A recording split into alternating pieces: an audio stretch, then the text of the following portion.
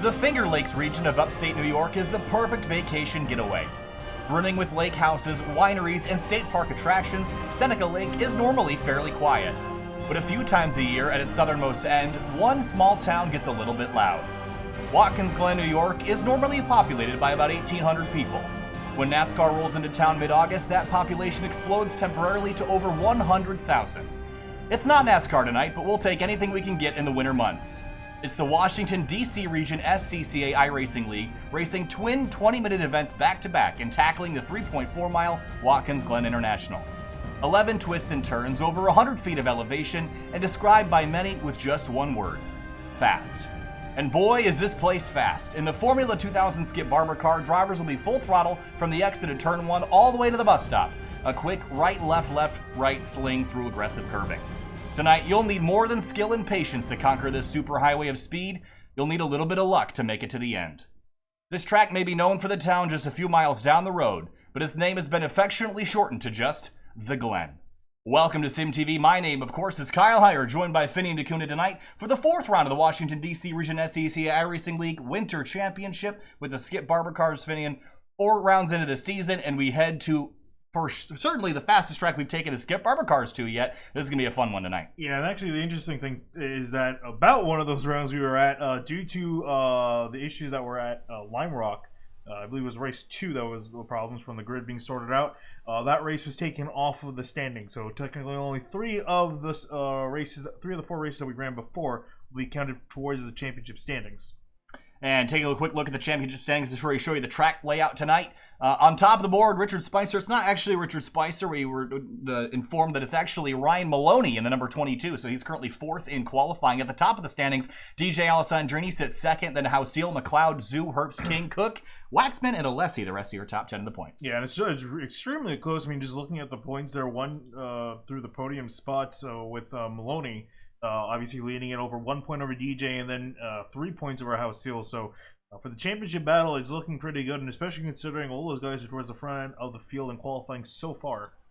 Let's take a look at our track guide for tonight's event. 3.4 miles around Watkins Glen International, Finney, and let's roll through all 11 corners here. Down into turn 1, the 90. You're going to be in 5th gear in this car, drafting up to about 125, 130 miles an hour, then down maybe 2 gears, potentially to 3rd for turn number 1. It's a quick right-hander, then you head up the hill towards the S's. Yeah, uphill towards the S's, and you have to make sure you get your line right through this corner. It's very tight up through the hill, and then coming out at turn 4, you're going to face yourself with quite a long straightaway, and we can definitely see guys taking advantage of the draft to set up a pass into the bus stop. The bus stop, that right, left, right sling I was talking about earlier, big curbs through there. You got to watch out, make sure you don't lose the car, especially on cold tires. Then you're going to head downhill into the carousel, turn number 5, a right-hand sweeper, into turn 6, a very tricky off-camber left-hander, again bringing you down into the boot. Yeah, and into the boot, the most technical part of this track. All these corners very difficult to ending degrees, especially looking at the toe of the boot. You can see a lot of drivers making mistakes there. Then you're going to head up a hill towards turn 8 and up again to turn 9, back onto the short course through turns 10 and 11, a left and a right combination to bring you back to the beginning of the lap. That is going to take us about 2 minutes and 10 seconds in these Skip Barber cars, Finney, and this track is enormous for this kind of race car, but it means it's going to be a lot of draft and a lot of high speed to deal with tonight. Qualifying complete, it's time to go racing tonight for the Washington, D.C. Region SCCA iRacing League. Once again, you're watching SimTV. Make sure if you have not subscribed, you do that now. Also, check out the join button to help support us at 3 different levels for behind-the-scenes content, exclusive merchandise discounts, and more. Down to the grid, Finian. Let's roll through allow our starting lineup to roll down at the bottom of the screen. Ken Alseal ends up on pole. Paul Gibson on the outside. Both those drivers ran into trouble early in the season. We'll see if they can come back tonight, but my eye tonight is on Kenton Cook in this number 1 car. It has instructed for these cars before, and he's going to be really hard to beat. Yeah, and then going on back into 3rd, we have Kenton Cook going to be starting in the 1 car. Next to him in 4th will be Nicholas Johnson. Was it? We'll let the rest of that scroll along the bottom because we don't have a whole lot of time. Actually, we will have a lot of time. I didn't know we were doing a pace lap tonight. So not a standing start any longer. We'll be doing a paced lap. So we'll let these scroll on through. But DJ Alessandrini, Finian, starting 8th in the number 61. He joined pretty late, didn't get a lot of practice. But how much practice do you need in this car? Or is this basically just a NASCAR plate race on a road course? Yeah, I think it's pretty much the latter part of that statement there, because these guys are going to have a lot of on-throttle time, more so than probably any other track on the calendar. Just due to how, this course is considered a high-speed track in, stock cars, sports cars. It's a very high-speed track for these cars because they're going to be at their top speed for most of the lap, other than really a few braking sections. Even then, it's a lot of just dabbing on the brakes and pitching the car into the corner. Yeah, how about the track temperature, Finney? 101 degrees. That's a little bit slick out there for about 3 o'clock or 2 o'clock in the afternoon. So, especially on cold tires, while we're waiting for these tires to warm up, it's going to be skittish out there. We've already seen Tom O'Gorman in practice was commenting how difficult it was to keep the car straight for the first 2 or 3 laps while the tires were warming up. So that's going to be something to keep an eye on as the field rolls down to start their pace lap behind the pace car here. Down into the 90. Discussion as we head into tonight, Finney, and this is a great passing opportunity, but it's so easy to drift out wide over this exit curb and lose a lot of momentum as you head up towards the S's. Yeah, but granted also with these cars too, that corner is very forgiving because if you go out wide, you have more than enough time to get yourself back into the asphalt. But like you're saying, getting out there, it ruins your momentum as you're trying to get back out. And this entire section from turn 1 only the bus stop is counting on your exit off of 1. Then up through the S's, again, 110 feet of elevation that you got to climb to get up here. Then we're going to ride on board with Kenton Cook, this long 1,800-foot back straightaway. This is a great opportunity to make some passes, but it's all got to get done before you get to the bus stop, because this is a single file line, or at least it should be if you want to go through here fast. The bus stop, very narrow, kind of a slingshot, putting a needle, what's the thread through a needle? What's the, I butchered that saying, whatever that used to be. People even say that anymore? Thread the needle. That's what we're looking for. Does anyone sew? Is that still a thing?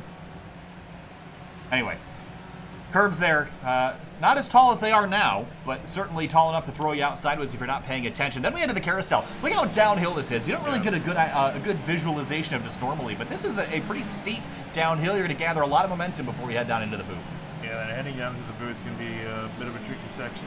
We've seen some guys make mistakes on the braking zone into here because you don't necessarily have to go all the way to the right to brake. A lot of guys will line up in the middle of the track to kind of defend their line and take a better line through the corner. Yeah, that turn 6, that left-hander that the cars are coming out of right now, that, as you mentioned, I don't think it's the quickest way to go all the way off to the right because the track falls away from you. So if you put yourself more centered, it's actually easier to get yourself down to the apex. If you set yourself all the way to the right, you're going to struggle to get down to that curve.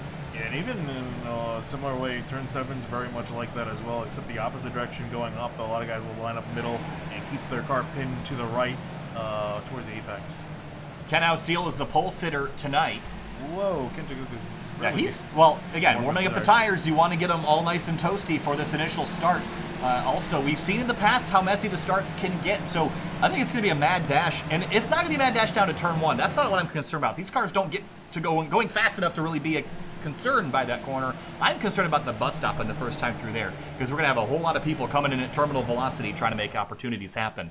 And it's going to get very, very interesting there the first lap. So field rolls back out onto the short course. See the cones separating the NASCAR circuit from the full Grand Prix circuit here at Watkins Glen. Turns 10 and 11, the final 2 corners. And I think the race is going to come down certainly to these corners when we finish out this event tonight. Field rolls through turn number 11, 20 minutes, 2 races tonight for the Washington, D.C. Region SCCA iRacing League, virtual racing in the winter months. Green flag flies and we're racing at the Glen.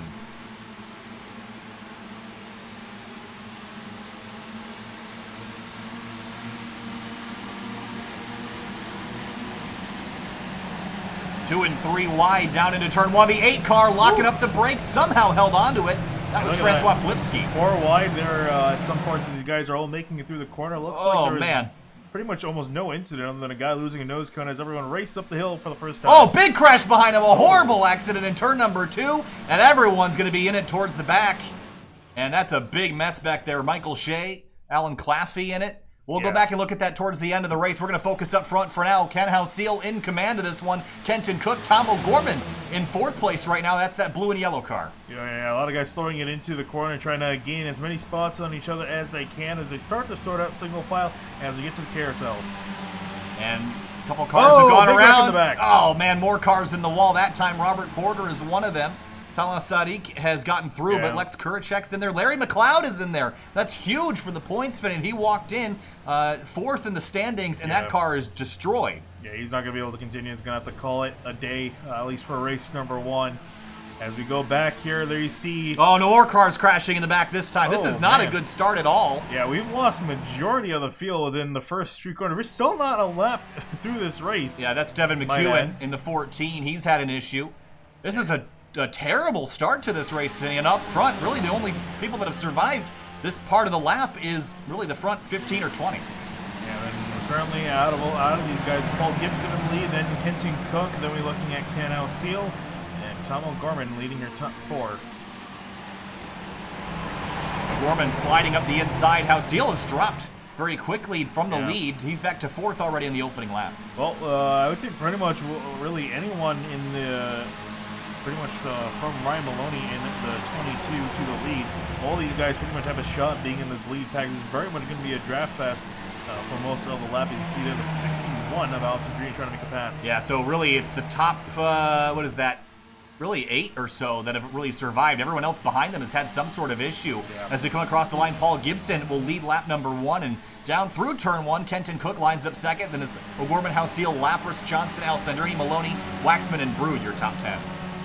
Comes Lapras, so he's looking like he wants to make a move. He's going to be trying to make it side by side on Ken O'Seal, but just can't get it done as he goes into the S's. Yeah, this is a very scary place to go side by side in bigger cars, but there's plenty of space out here with the Skip Barber machinery. You just got to be conscious of who's to your inside or outside. You see Houseal trying to hang on. That's Lapras and Johnston in behind, and behind them there's 2 and 3 wide. Ryan Maloney in the middle of that group. Up for the lead though. Here comes Cook to the outside.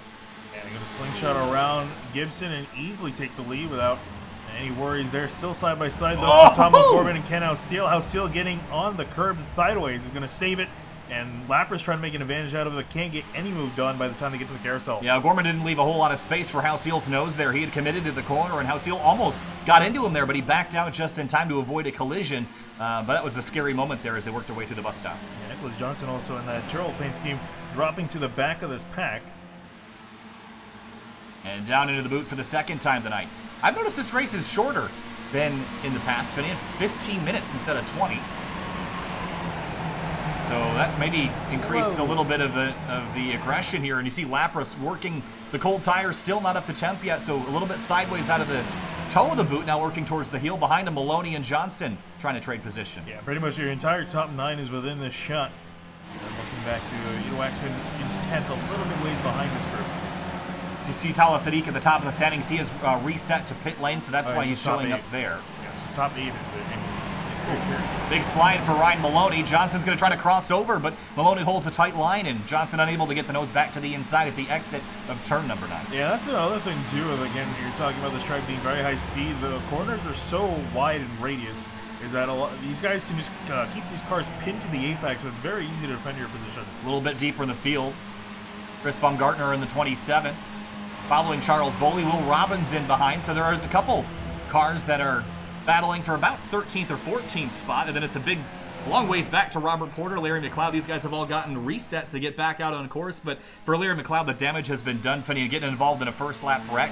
You go back to qualifying, and this is what hurt him. He started in 15th place. They needed to be higher than that. Yeah, just kind of looking at our field right now, there's a massive gap on from 17th all the way back. Pretty much, I would say most of the top 15 were guys that probably didn't get themselves in a wreck or able to mostly avoid any damage. Everyone else has gotten severe damage through the race cars. Yeah, we've had 4 drivers retire from the race. David Graver, Francois Flipsky, Paul Darling, and Stevie Ray all out of the race.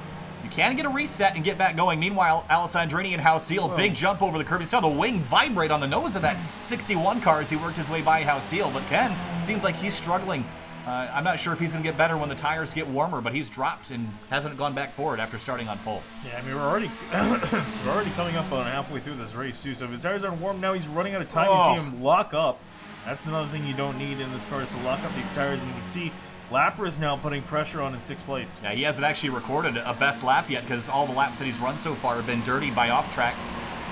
And he's got a lot of yaw in the car through the toe of the boot there. It doesn't seem like he's got it pointed very well, so he's still struggling with grip.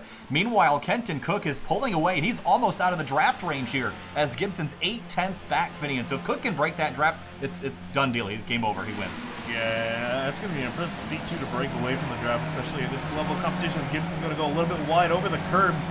He threw it in there very hard into the corner. Now Tom Gorman's going to try to make an advantage of it. Going to look up the inside, but nope, Gorman's going to defend. And got pretty tight to the inside curb. Whoa! Whoa! Big slide for Alessandrini, and Houseel somehow avoids the collision. Yeah, that was very close there. Alessandrini catching a little bit too much grass on exit. And they're still side by side here between Houseel and Alessandrini. And looks like DJ's going to hang on to that spot for now. Houseel's going to try the crossover. And Cook, 1.1 seconds away from Paul Gibson. I think that might be done deal here. Still side by side for 4th place. Alessandrini on the outside. Houseel trying to take a spot away. Can't do it. Let's jump. Whoa, Alessandrini really hard into turn 1, drifting through the corner and way out wide. He's going to have to take some grass before he comes back into the track. Going to try to clear Ken Houseel, but can't get it done. And Houseel looks like he might take the spot. Yeah, he's got to have it now, and DJ's going to tuck in line and almost clips the rear of the 23. They're still going to race, and Christopher Lapras going to build a huge run. Where does he go here? He's going to go into this pocket here. Unfortunately, he's kind of blocked. He's got a track to the right, driver to the left, and a driver in front of him. Oh, wheels touch! Lapras and Alessandrini make contact on the back straightaway at 120 miles an hour into the braking zone in front of them for 4th. Lapras, he thought of making the move to the inside, Alessandrini, and backed out of it. For now, that battle has fizzled. Let's jump deeper in the field. Charles Boley and Chris Baumgartner, they're side by side into the bus stop as well.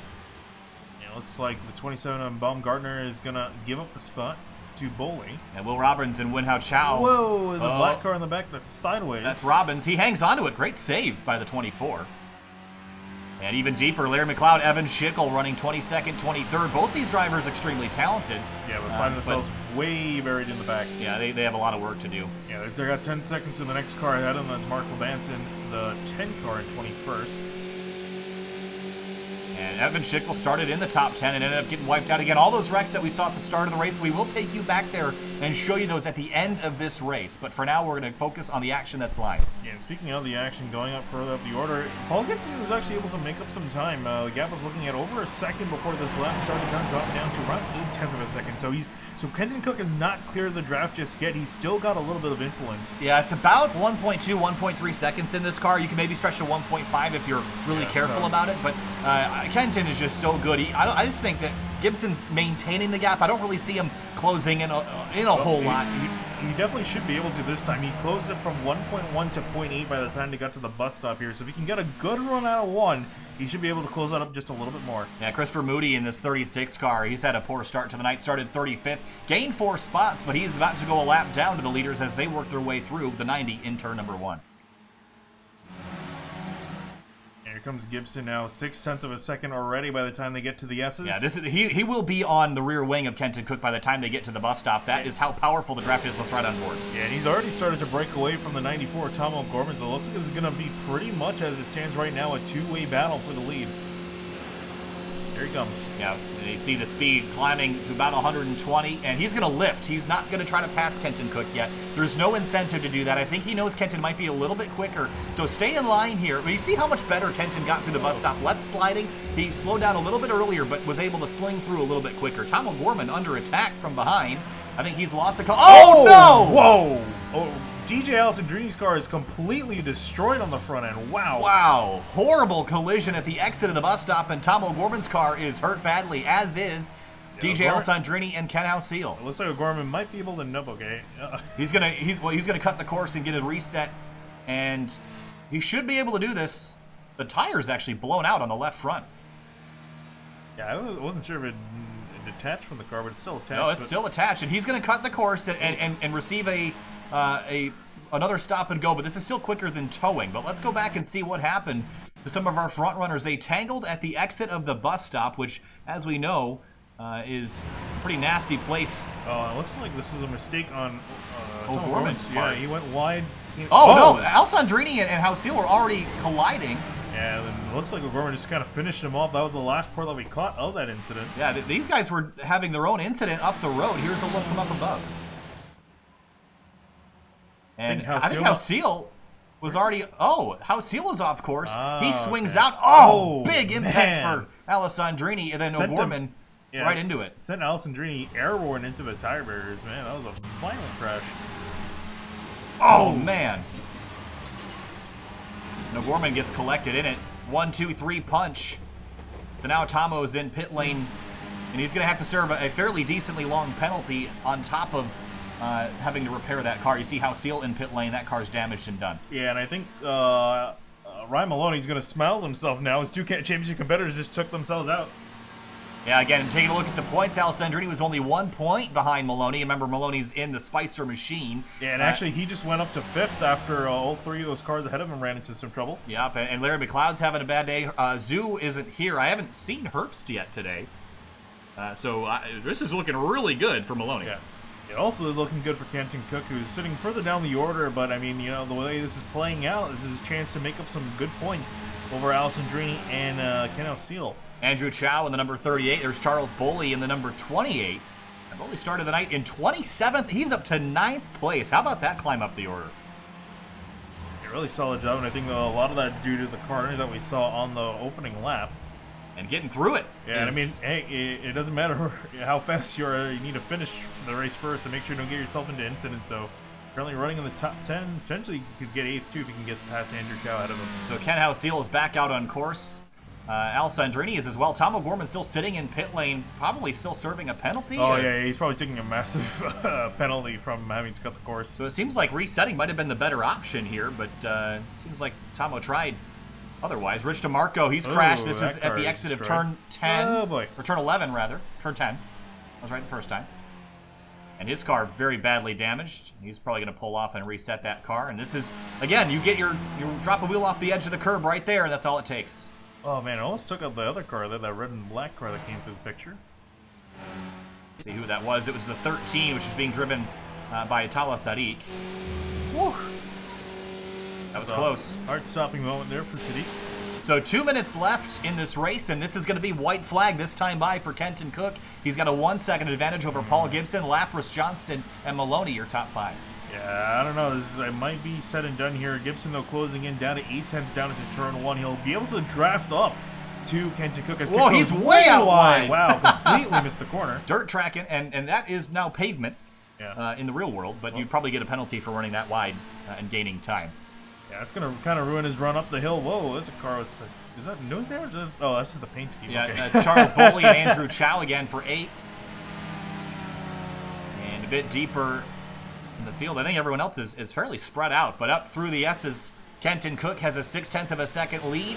I think he's got this fitting. Gibson has been there, but that was really the opportunity for him to get on by. I don't think Gibson can catch him without another back straightaway opportunity. We'll see here what opportunity he can try to make out of it. He keeps a very close line. Gibson does into the carousel, comes out a little bit wide and exits. He's trying to chase down the one of Cook. As they head into the boot, how about Baumgartner and Wenhu Chow into the bus stop, 34 following. And a run on corner exit, nowhere to go with it though into the carousel. Nice late apex for the 34, but didn't carry quite as much speed as the 27 in front of him. Having two internet issues, but back up for the battle for the lead. Kenton Cook and Gibson. This is heading into the heel of the boot now. It's the 719 off to the side, being driven by Sly Stafford. He's going to stay well out of the way. Gibson is close. He's only 3/10 back, Finian, but 3/4 left. Cook out wide and took some grass as well. Gibson's there if Cook makes a mistake. Trying to get the power down. Not a lot of it to be had in the Skip Barber Formula 2000, but Kenton Cook out in front. And after a chaotic race here in race 1 at Watkins Glen, Kenton Cook is going to come through the final corner. And he's going to see the checkered flag. Kenton Cook, drag race to the line. I don't think Gibson's going to have enough. No, he's not going to have enough. He tried. Maybe one more lap he would have had him, but it's going to be Kenton Cook that's going to come sideways across the line. Ooh, both they're going to get together, turn over Paul Gibson at the line, but drag race behind them. That was a great battle and calamity at the finish line here. Yeah, that car exploded. Evan Schickel and Larry McLeod. This is a battle for 20th. And remember, for Larry McLeod, with such a tragic start to this night, he needs every point he can get. So this is a great battle going on for P20. And another thing too, finishing position of this race is going to determine the starting position of race number 2. So it does matter not just points wise, but where you're going to end up starting in the second race. And McLeod just try to improve that by one more spot if he can try to catch up to Schickel. He's kind of running out of passing opportunities though. Yeah, again, I don't think in this car unless you're right on the rear wing of somebody, I don't think you can make a pass after the bus stop, unless you're right there. I know the draft is a lot, but it's going to require a mistake by the lead car to get there. And we'll see. McLeod closed up quite a bit to Schickel. Schickel's got 3 more corners to navigate. And DJ Alessandrini and Ken House-Seal are running 16th and 17th as they cross the line. Tom O'Gorman back in 23rd. And again, we're going to go back and look at those first lap incidents here in just a moment. We're going to wait for battles that are remaining on track to come to the finish line. And Schickel and McLeod, that's going to wrap up 19th and 20th. Meanwhile, here's Tom O'Gorman, Shea, and Sadiq. Gorman should be able to get this here. I'm not sure if Sadiq has enough of a run on Michael Shea in the middle of this. He's going to go a little bit wide. Yeah, good run, but not going to be close enough. And there's one more battle to keep an eye on. It's Lex Kuracek and David Gran, and they're coming through the final corner now. 2/10 between them. That's how it's going to finish up. So here's a look at your unofficial race results as the rest of the field comes across the line. One lead change. Kenton Cook, though, dominated this one. Yeah, indeed, and I almost wish there's. Obviously, I know I'm joking about this. There's no way to bring this up, but if we really had a count of how many race cars were destroyed, because it would be a lot. Well, yeah. Again, they get a free reset, and a lot of drivers took it. Well, again, we're gonna go back and take a look at the opening lap calamity, because there was a big mess at the bottom of the hill, which is a weird place to have a crash. There's a big mess in every part of the lap throughout lap 1. There are 3 separate big wrecks involving, I think, pretty much 5 or more cars. I'm going to make a prediction before we even go and check out that turn 2 wreck. I'm going to make a prediction that someone ran out wide into the grass and lost grip and spun back on course. Yeah, this is something that doesn't happen anymore with the new pavement, and the Watkins Glen's actually moved the wall back in that corner to avoid that exact thing happening. So let's go back and take a look at exactly what happened on the opening lap. Because we really didn't get a chance to go back and check it out, so we're going to do that now. I'm not actually sure where it started. Yeah, we're going to have to... I guess pick someone else. We'll try to see. It definitely happened more towards the back end of the field. Yeah, it was... There's already cars locking up. Yeah, I would say 3-4 wide. In this mess is around where it started. So let's see. You see? Oh yeah, they all just come together. Oh yeah. Oh. The track is completely blocked. Yeah, this is Alan Claffey. You ended up finishing in 14th, start all the way to the tail end of the field. And he's just weaving his way through. Oh! What on earth? Okay. Well, I can't say. Oh, all right. Well, I'm sure he was probably as confused as us for a second. I'll consider that lucky. So David Gran also got kind of tagged in this. He almost made it through, and at the last second, I think he's going to get hit by something right here, the 3 car. Oh. But I'm trying to find really where this all started. Yeah, good luck with that. Okay, Sly Stafford potentially is in the middle of this. Here's a look. Oh, yeah. So it's the 8 car coming back on course. That was being driven by tonight Francois Flipsky. Wow, what a crash. Oh, yeah. Now let's look at this in slow motion, because it's certainly going to be entertaining to watch. As Stafford is going to get collected as the cars come back to the outside lane. And who got up and airborne there? Wow. The 21. Being driven tonight by David Graver. Yeah, he went for a wild ride. Okay, so now that we've got that sorted out, let's go up the road here just a little bit. I have a really morbid joke, but I'm not going to say. Yeah, let's not. So this is entering the bus stop now, and this is Robert Porter. And he's going to get... Oh, there's already a car sideways. It was a 34 car. Tonight, Wenhu Chow. And then the 133 and 136 get together. It brings the 7 with them. They get together into a mess at the exit of the bus stop. And then more drivers got caught up. Yeah, I think pretty much in this same group. Maybe a little bit towards the front. I think it was Devin McEwen, excuse me. Yeah, I think around here. Yeah, that car sideways in front of them. Schickel? Oh, wow. Well, the session just reset. Yeah. So, wow, what a crazy, chaotic race. We're going to be back in just a couple minutes for the start of race number 2, so don't go anywhere. We'll be right back.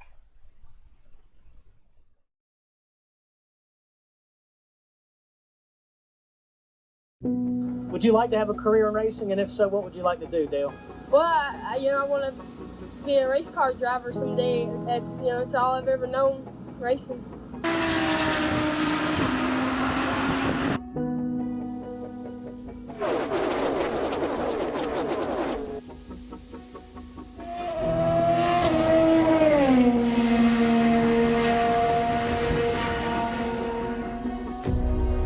What did you want to be when you grew up? So many people live a life of what if. Go to school. Go to college. Get a 9-to-5. This is how we support our dreams, with a safety net. Because we're unsure about taking a leap of faith. Because we're afraid. As we grow, we cross things off our list of dreams. We cut them down, make them realistic. Having control of things is reassuring. But for some, the rush of being out of control is what gives them life. Some say racing cars is reckless. Maybe they're right. Out of bounds isn't just cheating, it's cheating death. Football fields made up in seconds. Decisions made in instants. For the people that climb behind the wheel of these cars, they're not driving it. They become part of it. It's an extension of the body. As a child, I looked up to these people, faces hidden by helmets. The less you saw of the driver, the more believable it became that they were, in fact, just part of the machine. It's easy to forget that inside the cockpit is someone just like us, but with the mindset that fear is a motivation, not a barrier.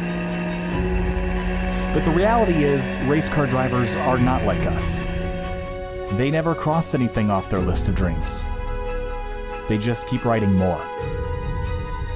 Daytona. This is the finish of the Daytona 500. Side by side. Le Mans.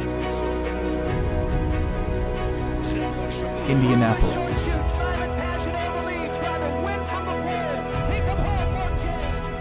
Monaco.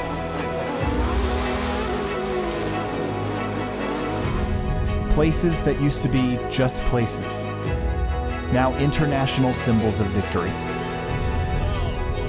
To those that enjoy the spectacle of racing, the 2 feet of concrete and steel cables are a wall between us and them, between sitting in the grandstands and standing in victory lane. These same walls are a stark, immovable reminder that racing drivers put their lives on the line for the sake of the thrill and entertainment. Despite the risk,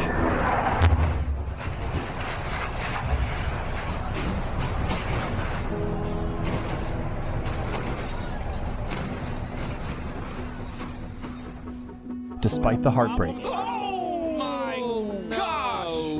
despite the cost. Holy crap, we got a terrible wreck behind you. There are some on the sidelines who are fascinated by the danger. They are fascinated by speed, fascinated by the undying desire to be just a little bit better. Their dreams erased by geography, finances, or the lack of a famous last name. There are some who once wished to be a race car driver, but aren't, because they didn't get the chance. And they thought they'd spend the rest of their lives watching their heroes on television, or from the other side of the fence. They thought it was impossible to climb into a race car, so they crossed it off their list. But it's not impossible. There is a ticket to the other side of the fence. For those who want it bad enough, this is your chance.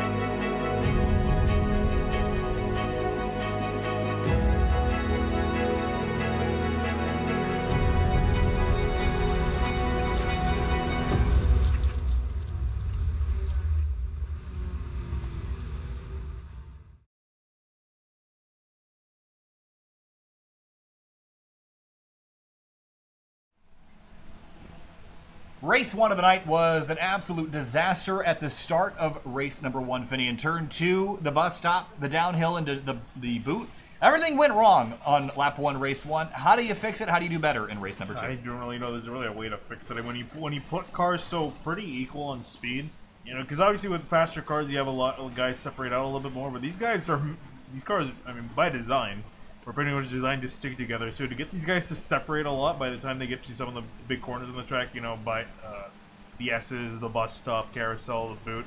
You know, they're not really going to be separated by that much, and if one guy makes a mistake, it's pretty much like a plate race in a lot of respects. The one guy makes a mistake towards the front, a lot of guys in the back are going to pay the price. So I don't really know if there's a way to fix it. It's kind of these guys have to deal with it. We'll have to see though how race 2 plays out. So the trouble spots around here, I think we always know turn 1 in stock cars is usually a bigger issue. But the reason why turn 2 is a problem tonight, Finian, is the runoff area that you have at the exit of turn 1. It's expansive, but it narrows down. The whole track funnels down to about 33 feet wide at the bottom of the hill, and then it only gets worse as you climb the S's. Yeah, it really is, and especially too when you're talking about the S's. You know, obviously the track 33 feet wide. Racing line isn't 33 feet wide. It's significantly smaller. It's pretty much almost single lane up through there and then down to turn 4. And I think the big trouble spot too is the bus stop. We saw quite a few incidents. Yeah, and again, we saw DJ Alessandrini, Ken Houseal, and Tom O'Gorman get tied up there, jumping the curbs, getting out a little bit wide. That's a bad spot to be. The other issue, turn 6. I don't think we talked about how blind it is when you make that corner. You can't see anything. Yeah, really, when you get a car that wrecks in the middle of that corner, you know, you're coming into there as a driver, you see there's a yellow flag, you don't know where on earth the accident is.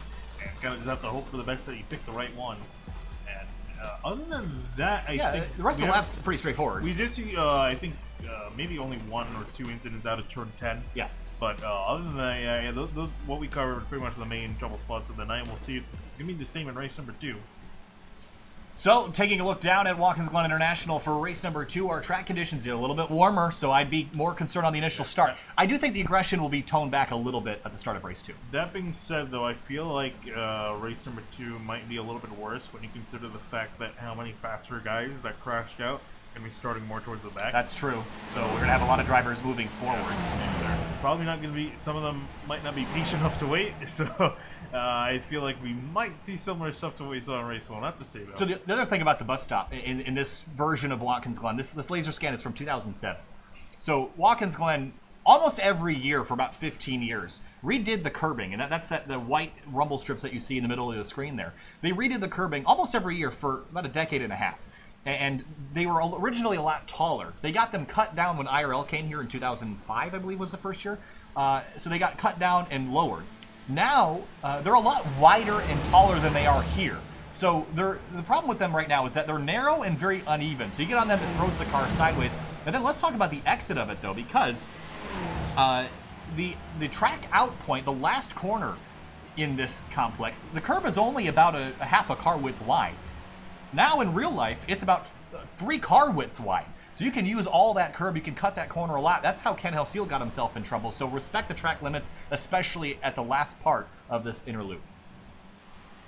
Practice warm-up finishing here shortly. Again, our race 2 will be 20 minutes long tonight. And is waiting for a couple more drivers to jump in here before we go green for the second and final race of the evening. I can expect quite a bit of action probably going to come out of DJ and Ken Houseal working up there. I think starting around 16th, 17th, around that spot on the grid. So they got a few positions to get themselves to the front. They're definitely obviously front runner cars, minimum top 5 cars. So trying to see them get to there is going to be an interesting show as they're going to have to navigate quite a bit of traffic. So waiting for the start of race number 2, and it's Kenton Cook going to be starting on pole. And this time it will be a standing start. Oh, I wonder if interesting. They might have gone for maybe... Okay, so two things that happened here. They changed it to being race 1 rolling start, race 2 skating start, or someone forgot to change it.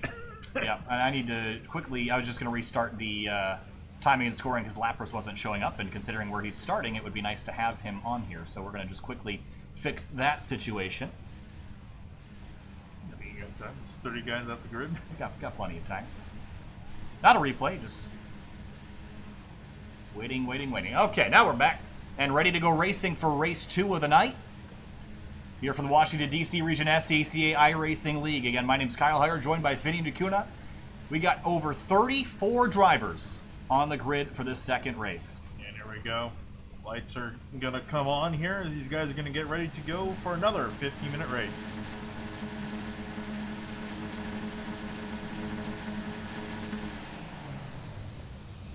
"20 minutes on the board, green flag flies, and we're racing at the Glen. Everyone throttling up to get down to turn 1 as quickly as possible. Kenton Cook moves over right in front of Paul Gibson, down into the corner. Behind him, 3 wide, the 15 car in the middle of it all, in the back of the back. Kenton Cook Cook is sideways out of control. He's going to spin out of the lead. Right back into traffic, potentially. No, he stays off. Oh, he's going to pull right back on the course. Everyone scatters as they climb the hill. He's good, yeah. That was a major mistake. He pretty much just ruined his chance of winning this race right then. They're going to drop pretty much to dead last in the order. He's got a lot of work to do. But now the run down to the bus stop for the first time. Everyone 2 and 3 wide throughout the rest of the field. Oh, crash behind him, car in the fence, up and over the top of somebody as we make our way through the bus stop for the first time.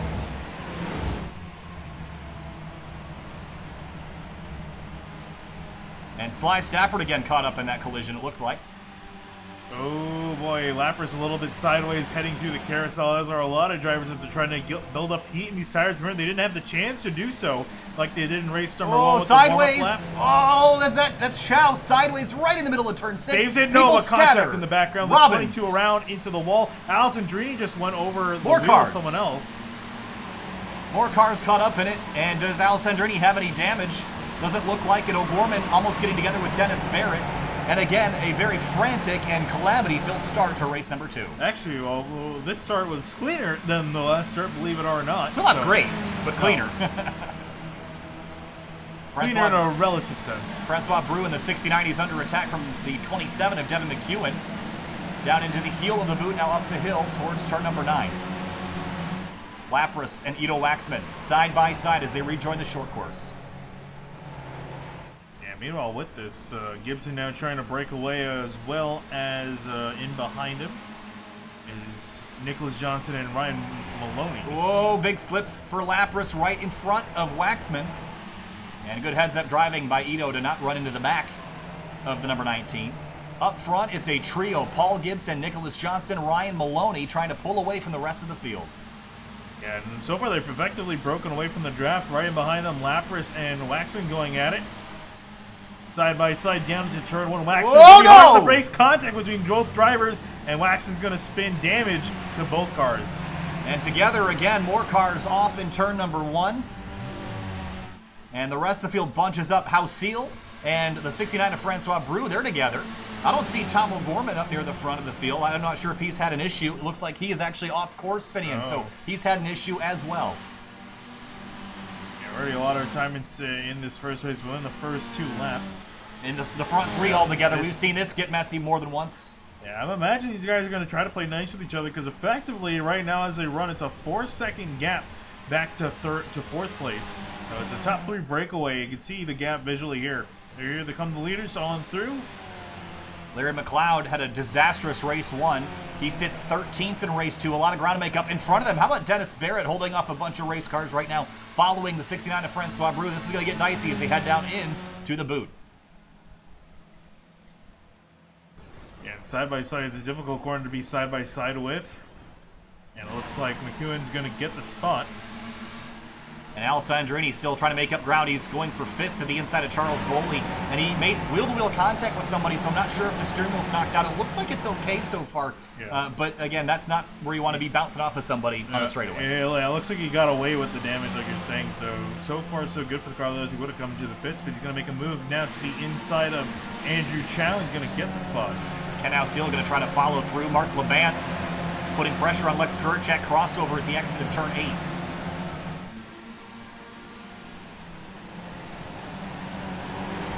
Diving for the apex a little bit late.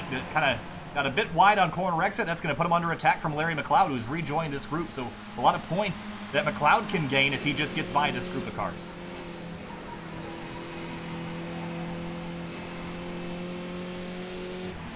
Sometimes feels like you're crawling around here, but in these cars on cold tires, everything feels like you're going 1,000 miles an hour. Yeah, it really does. So now these guys coming to the line, around 15 minutes left in this race. I don't really think DJ's got a shot at rejoining the leaders. It's going to be a tough thing to do. Hausil now making a move to the inside of Charles Bolt or Andrew Chow in the 29. Three wide down into turn one for another group of cars. I'm trying to see. It's Michael Shea that was in the middle of all that. Sean Cromwell, Bob Shoemaker. Ooh, that's going to get real dicey. We're not going to try three wide up the S's, are we? Yeah, someone's going to have to give, and it's going to be the 78 of Shea that does give. A couple different groups have formed around this racetrack right now. Up in front for the lead. Here's some three-wide action going to the bus stop. Someone's got to give in this scenario as well. Well, Kurchek is reset back to the pit, so he jumps to the top of the ticker for now. 14 minutes left. Another bloodbath at the start of this one. Larry McLeod is out of the race here, fitting in. Yeah, damage to the nose of that car. This is not what he needed. And I'm trying to see exactly where. Oh, this is at the exit of turn one. Oh, he got together with the 6 car of David Graver. And so what happened to Graver? Was that Graver? I don't think that was. No, it wasn't. It was the 16, which was being driven by. I'm trying to see who I think that was. That might have been. Oh, Lex Kurchek. Yeah. Well, he was just real slow on the racing line, and they tangle at the exit of turn one. So what happened? The 27 and the 2 of Barrett. He just got on the brakes to try to miss these two, and McLeod had nowhere to go. Mounts on top of the 16, but just a disastrous night for McLeod for the points. Trio still leading, Gibson, Johnson, Maloney. Then it's a long ways back to DJ Alessandrini, Ken House-Seal, 5th and 6th. Devin McEwen and Dennis Barrett, 10th and 11th. Another group behind exiting turn 8. Yeah, so like you're saying too, some groups of cars starting to form up after. Oh, there goes a car around. It's 32 of David Stern. Goes for a loop, gonna also take damage to the nose of that machine as he's gonna try to find a way to get this car turned back around. Yeah, and he's got time to do it, I think. The question is, how brave are you gonna get to turn back on course with potentially the cars coming? You see the front wing on that car very badly damaged, kind of vibrating there. So he'll have to come service that race car. And he was following the 18 that was being driven by Sean Cromwell. He just got out on the curb and around he went. So he'll hit pit lane to serve that car. Meanwhile, Gibson and Johnson side by side again at the front of the field.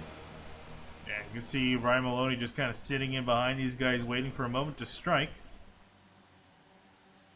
At the bus stop again. And these guys are just going to play with each other for another 10 minutes or so. I don't think anyone's seriously trying to get positions just yet. But how about these guys? These guys are racing hard. Shoemaker and Baumgartner side by side. Shoemaker in that black number 55. Kind of an awkward moment there as they decided who was going to get the apex. Yeah, both drivers playing nice to each other. Whoa, right in behind them though, it'll Waxman with a big run to the outside. Gonna have a look on the 35. See how much wheel he's putting into it, trying to get this car to rotate. Now down into turn number 6. You see how far Baumgartner is off this to the side, and Waxman maybe a bit tight down on the inside. He's going to lose some momentum and some ground. Devin McEwen all over Dennis Barrett behind. Someone was way off wide. That was a lap car, I believe it was the 36 of Christopher Moody. But McEwen and Barrett, these guys have been battling since the start of the race, and it continues now. Yeah, let's see who's going to be braver onto the brakes, into the heel of the boot now. Almost making contact with each other. Looks like the 27 is going to be able to get the slide. I don't know if there was contact there, but it was mighty close if they didn't make it. Barrett's going to end up yielding ninth place to McEwen.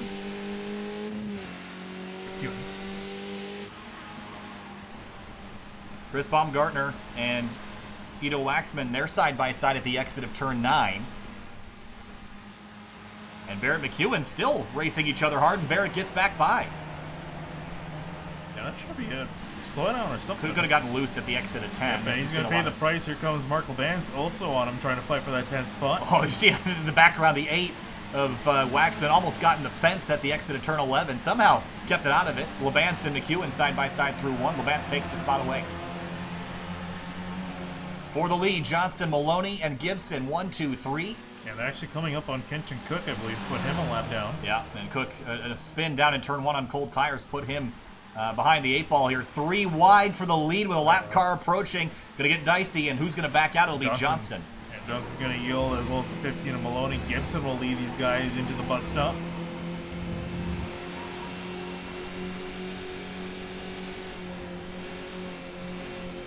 And it's all about getting back to the throttle, committing so you can stay flat to the floor as long as possible. And Johnson is going to see an opportunity here on Maloney. He's going to dive up the inside, late on the brakes, bit yawed out to the side. Put the left front tire on the curb and throttle out, and he'll have second place. Yeah, solid pass. So it looks like that Maloney's not done Whoa, yet. A big big block block. from Johnson to keep Maloney at bay, and he'll be successful in that maneuver. Gibson loved that for a minute, but not going to be far enough up the road to break the draft. He's still only 4/10 up.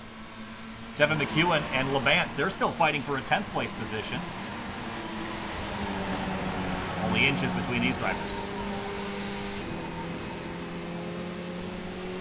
Up the nose of Mark Labance here, trying to build up a run. This is where we're talking about really being close to the driver and behind you to make a pass into the boot, into the heel.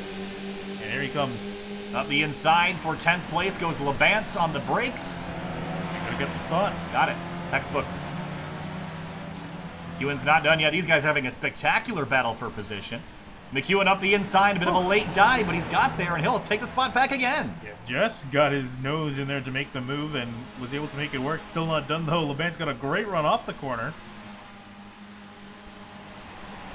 And they're going to run side by side through 10. That's kind of an ill-advised maneuver. You see Labance drift out a little bit wide. Talas Sadiq has had trouble in the number 20.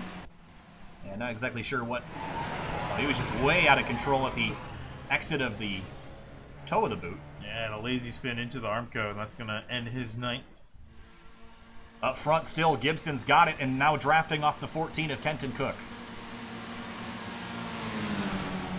Yeah, so he's going to have a little bit of help here to keep the second and third place drivers in behind him. Yeah, this is good lap traffic, because Kenton Cook won race 1. He's really fast, but he's probably going to pull over and let these guys by to fight it out amongst themselves. See Houseel and Alessandrini trading spots, and they actually have made up time. They're only 4.6 back. They were over 5 seconds behind, so those two are drafting, working together. They might catch this front group if they keep gaining time at this pace. I don't know, because at one point they were actually almost at 4 seconds, and then they kind of slowly drifted back away. So I think they kind of given up on that. I think they realized that it's just too much of a gap to really overcome unless something big happens. And here we're seeing a battle with Andrew Chow and Charles Boley in the 34. And Boley out a little bit wide at the exit of the carousel. Yeah, Francois Brou also sitting right in behind you. These guys waiting to pounce. Battle for 6th.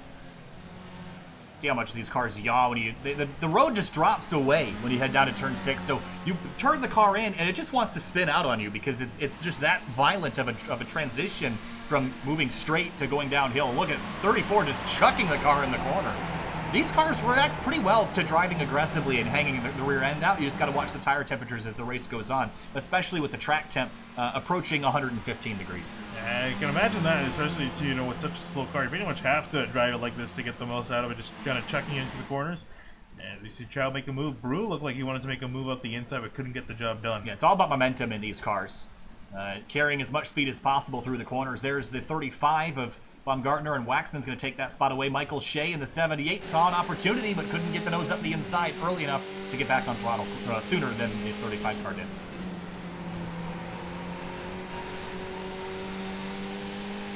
You want to talk about on throttle time. This is probably going to be the quickest track we go to this season. You're on throttle from the exit of turn 1, which is right here. Let's just ride on board with Gibbs or Maloney here for just a moment. Just ride on board.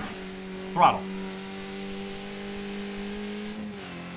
And you're just going to stay pinned, full out throttle, all the way up this hill into the end of the straight. Yeah, I was gonna say, he actually might lift here because depending if he wants to stay in behind or not, he might make a passing attempt. We'll see.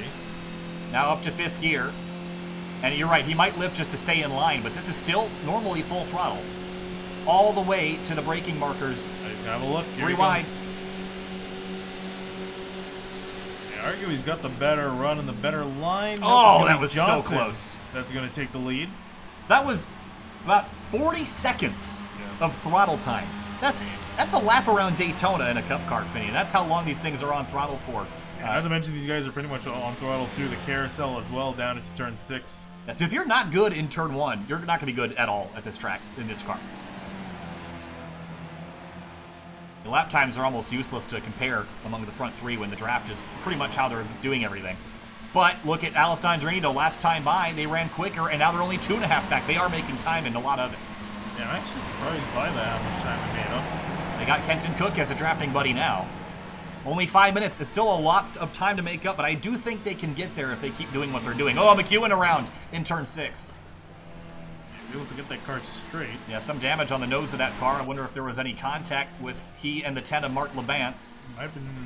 Yep. Oh, yeah. Got together on the right rear. And Labance also went around. Oh. Saved it, though. Also good save, too, by McEwen. That could have been a lot worse had he put it into the wall. Yeah, pretty minimal damage, all things considered. So the front three, 1, 2, 3, and there's 4 and 5 right behind that magenta car of Kenton Cook, the race 1 winner. Alessandrini Hausil tracking the leaders down as the front trio makes their way through. So they are giving up time. Every time that they lift to stay in line, they are giving up time. Because it's either you draft together or you battle. Both of them slow you down, I think. Being by yourself, I think, is the quickest way to go around here, unless you're drafting up to someone. The second you lift, you're giving up time. Yeah. And so these guys, here come the leaders into the picture, and there's Kenton Cook lap down leading over Alessandrini and Ken Hausil. Yeah, so here's a really good look here. So, third place, Paul Gibson. Last time by, ran a 2:11.304. DJ Alessandrini just ran a 2:09.287. That was his fastest lap of the race. Yeah, they finally gotten past Kenton Cook here as the leaders 3 wide yet again down into turn 1. And I'm just waiting for this to go wrong. It hasn't thus far. Yeah, I mean, well, they've done it about 3 or 4 times this race, so I think they've gotten used to it. I hope. It only takes one slip up for it to become a real big mess like it did in race 1 for Alessandrini, Hausil, and Tom O'Gorman. Yeah, coming back to the line, it's going to be kind of close. It is getting pretty close. They gained a bunch that straightaway. Now it's 1.5 seconds between 4th place and 3rd. Yeah, I think for the guys up in the lead, I think they're going to be hoping that there's only going to be 1 lap left to go. If it's 2, Alessandrini and Hausil are going to be there. It's going to be really close right now. Paul Gibson, so far, has run 1 minute and 20 seconds. It's going to be another 30, 40, 50 till they get back. Oh, it's going to be mighty close. Yeah, if it's 2 to go, I think that Alessandrini and Hausil will be a part of this fight. If it's 1, it might be a little bit closer. David Raver, he's upside down. Yeah, that car is in turn 6 and kind of doing a little basketball bouncing on the front tire there. But Graver had issues. He went actually airborne in turn 2 in race 1. And he got clipped by the 27 of McEwen. Wow. Oh, man. And tumbled and, ooh, that was head first into the tire wall. Yeah, that was really violent.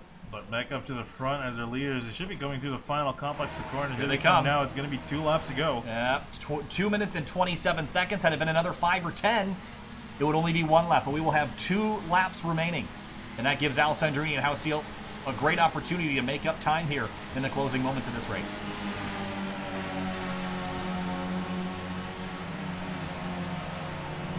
Ryan Maloney, again, this is going to be a great night for him in the points as long as he finishes anywhere close to the top 5. Yeah, I mean, he can only really much, as they run now, realistically, he can only really drop no more than 5th unless he has an accident. So even if he finishes in behind Alessandrini Hausil, he made up a lot of points to expand his lead in race number 1. There you see Nicholas Johnson making a move on Paul Gibson. And it looks like Maloney's going to be trying to ride that run into 2nd place. Can't get it done. Gibson's going to be in 2nd. Threading the needle through the bus stop. Hausil and Alessandrini, they've lost time on this lap, and it's Hausil out front, so I'm not sure if that's making a difference. But when Alessandrini is out front, they seem to make more time than when Hausil is. Yeah, they're running a little bit too far back. They have to be within a second to really have a run and getting the lead on the last lap. So, I mean, they're going to be close, but it looks like it's going to be not enough. Oh, Labance with a big slowdown here. I think he ended up cutting the course. Yep, it went off-road to try to avoid contact with the 18 of Sean Cromwell. And Andrew Chow and Charles Boley, they're fighting for 6th place right now. Here comes Chow trying to have a look on Charles Boley. But Boley's going to defend going into the toe of the boot. Throttled up really early. There was a little bit of contact there on exit. Chow showed Boley a little bit of the nose cone of that race car. 42 seconds left, and the leaders are just exiting the boot course. They're back on the short course now. Where's Ken Hausil? 1.5 back. Alessandrini's off in the dirt. Boy. That's going to hurt them. Yeah, it's going to hurt them a little bit, and I think they're going to be just a little bit too far. We thought they had a much better chance. I did too. They were making up a bunch of time, and then they swapped positions. And you know what I think it was? Times. I think the fact that the leaders, they didn't go 3 wide, so they're able to go through the bus stop faster and lose less time. But here we go. White flag's going to be in the air this time by.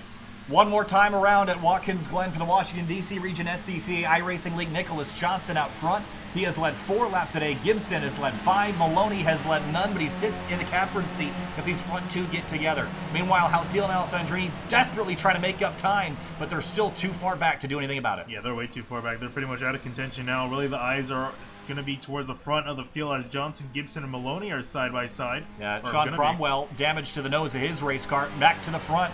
On the back straightaway, side by side for the lead. Johnson and Gibson, it's game on now. This is your good passing opportunity. If you want to make a move, this is where you do it.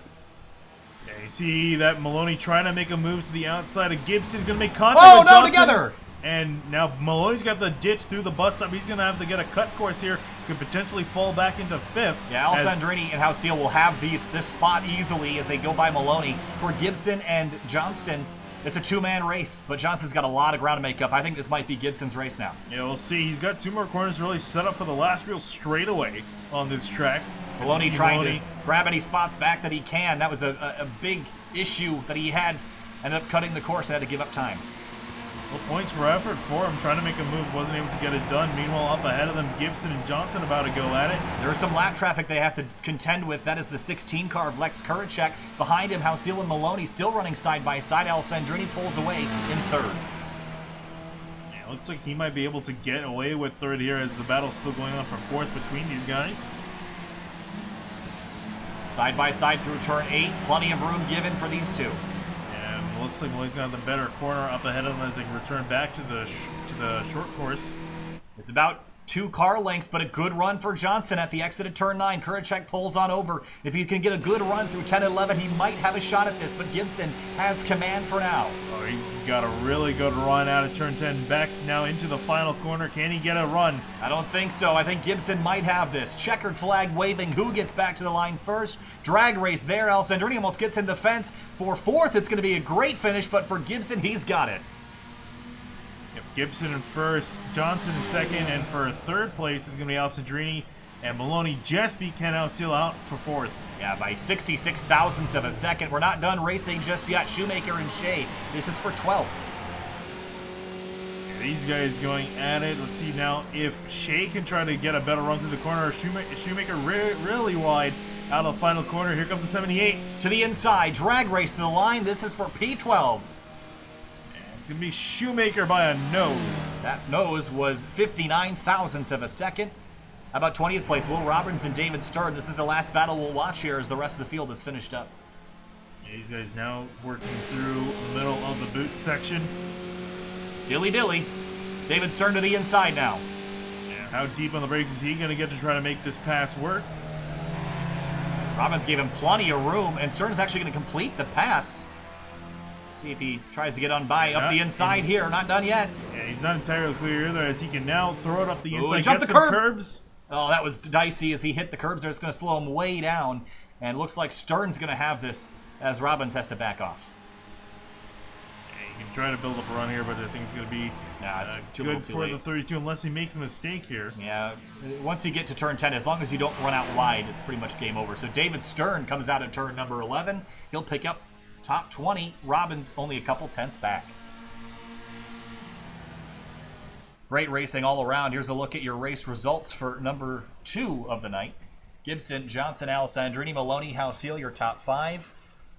Struggle still for a lot of the field at the start of this one. Finney and Tom O'Gorman got collected. Sly Stafford had his 2nd wreck of the night, as did David Graver later in the race. Lapras also taken out, and Paul Darling hasn't finished either of the 2 races this evening, so trouble for him as well. Yeah, it's been unfortunate. I'm surprised to see him so far down the order. I think just got into some really rotten luck as far as being, right place, right time for the wrecks. It just got the bad end of it. 8 lead changes in 10 laps, so very competitive at the front. So your winners of the races this evening, Kenton Cook and Paul Gibson, are your race winners. Let's go back in before we jump to break. Let's look at the calamity on lap number 1 again, as that has been the struggle for everyone tonight. We didn't have any crashes on the pace lap this week. which has been a problem in the past. But I know that Sly Stafford was kind of in the middle of a lot of this, so let's take a look at the replay here. So they make it all the way up to the top of the S's before things went wrong. I'm not sure if it started with Stafford or if there was something else that led to this. No, I don't know. I think it was the 36 car of Christopher Moody that we saw tumbling. It was on the outside. That's the 8 car. Oh, there was already a car up the road crashing. And that was Darling. Oh, was it? Yeah. Oh, and Sly Stafford, nowhere to go. Wow. And was that Kenton Cook? Yes. Yeah, I saw a pink car get into it, but I saw another pinkish-looking car. It was a 136 that I thought made it through. Oh, there was more in this. There was the 9 car of David Grand. As I think is where this all started. It was the 461 of Rich DeMarco and the 9. They originally get together. That's what turned around Paul Darling. Wow, Darling took a heck of an impact. Let's look at this in slow motion, get a bit better look at it. So here's the 461 and the 9 together. And there was a little bit of contact there, and Grand's going to bounce off this fence. And Paul Darling's going to come into this shot. And this is a horrible place to get clipped. Yeah, the car just got sent sideways, and there's absolutely nothing he can do. And watch this impact. 100 miles an hour straight into the Armco. Off the wall, back across the track, and that is where we saw the 719 and the 36 come into this mess. So Christopher Moody gets loose trying to miss it, gets into the wall, he bounces off, comes back across the racetrack, and that's where Sly Stafford and the 14 of Kenton Cook all get together. Wow, look at the impact. Yeah, he's just sent up and over into the air. And here it is again at full speed from that same angle. And Stafford into this unsighted and nowhere to go. Wow. Big crashes tonight in Watkins Glen, the superhighway of speed. One last scroll through your results before we jump to break to talk to your race winners. Fitting in tonight, we saw some incredible racing, but the aggression on the opening lap was an issue tonight. Yeah, and I think, again, it's tough to do at a place like this that leads to these cars being so close together, the first complex of corners. You're kind of bound to have an incident with 36 of these guys. Don Manning in the 92 never really got an opportunity to run up towards the front. He ends up finishing in 17th tonight. McEwen got himself in some issues towards the end of this race after having some really solid battles up the order. Ends up 15th in race number 2. We're going to jump to break momentarily. We'll be back with your race winners and your podium finishers in just 1 minute. Stay with us.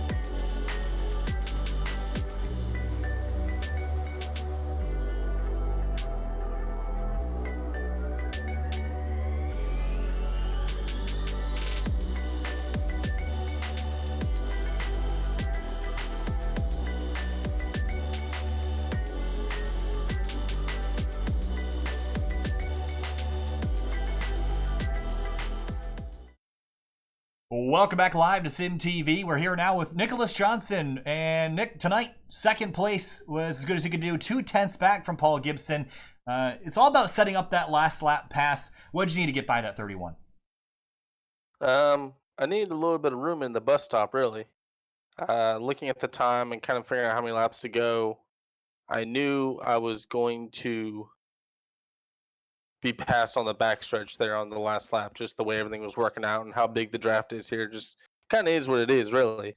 And my plan was to get through the bus stop with more than likely Paul in front of me. And then I felt like I was a little bit better through the boot section of the track, and I figured I could make something happen there. But we went in the bus stop, and I looked at the replay. It looks like I really wasn't given much room, and Ryan had to pay the big price for that. And it was just too far back for any last lap shenanigans. So here's what it is. Had a fun time. Good racing. Luckily, DJ and Ken and those guys didn't catch up to us, because then that would have been a real fight. Would have been fun, but I'd rather just fight it out with 2 or 3 guys for the win. Talk to me about Watkins Glen in general, because this place is a super highway of speed. It's incredibly fast. You're on throttle all the way from turn 1 to the bus stop. Does that increase the importance of nailing that first turn at this racetrack? Really, if you're in the draft, it doesn't matter how good or bad you get through turn 1.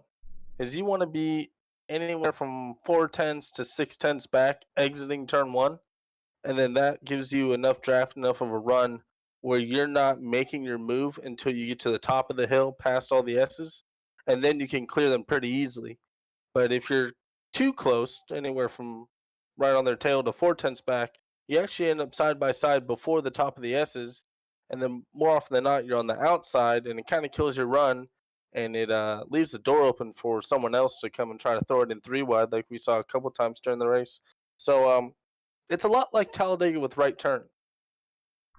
Nick, second place tonight. So close to a victory, but P2 is what it's going to be for you. Congratulations on the second place. We'll see you next week.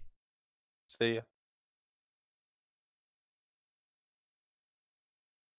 Paul Gibson won race 2 tonight by 2/10 over Nicholas Johnson. Paul, tonight a lot of racing up towards the front, a lot of 3 wide into the bus stop. Scary moments there, but you got the victory tonight after chaotic races in race 1 and race 2. The starts behind you were pretty messy, but just walk us through your night and holding off a very big group of very fast drivers for the victory. Yeah, tonight I was just mainly concentrating on having a good points night. Because here it's just the draft is so strong, so you could be anywhere, top 5 and all packed together. So, I had to be in front of the 3 or 4 guys and points in front of me. So I just wanted to concentrate on that and, just trying to close that gap a little bit. I asked Nicholas Johnson about Watkins Glen and I was asking about the importance of turn 1 and kind of nailing that so that you get a good run up through the S's. He said that it didn't really matter how you took turn 1 if you're in the draft, but when you're by yourself, how critical is that first corner to getting a good lap time around here? Oh, it's super critical if you're leading or by yourself. You got to keep that like second and a half gap back to the car behind you so the draft stays broken. So if you give them just a little bit of a sniff of that draft, they'll be right up on you by the time you get to the bus stop up there. So, yeah, by yourself, it's really important. But, when you're following somebody, you could probably blow that corner by a couple tenths easy and just close right back up, no problem. And on the last lap, you're kind of thinking about how to keep drivers behind you. Do you think that the bus stop is really your last opportunity to get the pass done? Or is there somewhere else on the racetrack that you can make a move if you don't get it done by the bus stop? That's definitely the spot with the lowest risk. It could probably be done other places, but you'd be probably giving someone the shoulder and the check off to the side to kind of move them out of the way. And so, yeah, I wasn't going to pass anywhere around in there. This bus stop was really the only option to make it safe and clean. Paul Gibson, winner of race 2 tonight. Paul, thanks for talking to us. Congrats on a victory. Hard earned. Nice job. We'll see you next week. Cool. Yep, sounds good. That was fun. See you guys later. Absolutely. Kenton Cook had to go for tonight, so we will not be able to talk to him, but we chatted with him in the past, so hopefully we'll get to talk to him again in the future. But Paul Gibson finishing tonight, a great running up towards the front, but a lot of drama, a lot of calamity throughout the field. The race starts in particular. In the weeks past, it's been trouble on the pace lap. This week, we had crashes through the entire duration of the first lap in both races. Yeah, I think just treacherous conditions, the tires just not being up to temp for a lot of drivers. I think is also a big part of it. But yeah, nothing to see how this plays out in the next few weeks for this series. And speaking of which, next week could be we are going to. I feel like it's not Mossport, is it? Oh, Road Atlanta, another good racetrack coming up on the schedule. This schedule is super good. So we have Road Atlanta next week, then the week after is Charlotte Roval. The week after that, we'll actually be racing GT4 and TCR cars at Mid-Ohio, and then New Jersey Motorsports Park to round out the season in the Skip Barber car. So that's going to do it for us tonight. Thank you so much for watching and joining us here on SimTV. If you have not hit that subscribe button on YouTube, make sure you do that. Also, make sure you hit the like button if you're on Facebook on the Washington, D.C. Region SCCA page. Thank you so much. My name is Kyle Hyatt with Finney DeCuna. We'll see us tomorrow night, 9 o'clock p.m. Eastern Standard Time for Scars Ferrari Challenge and their triumphant return to SimTV after a season away. We'll be back tomorrow night, 9 o'clock.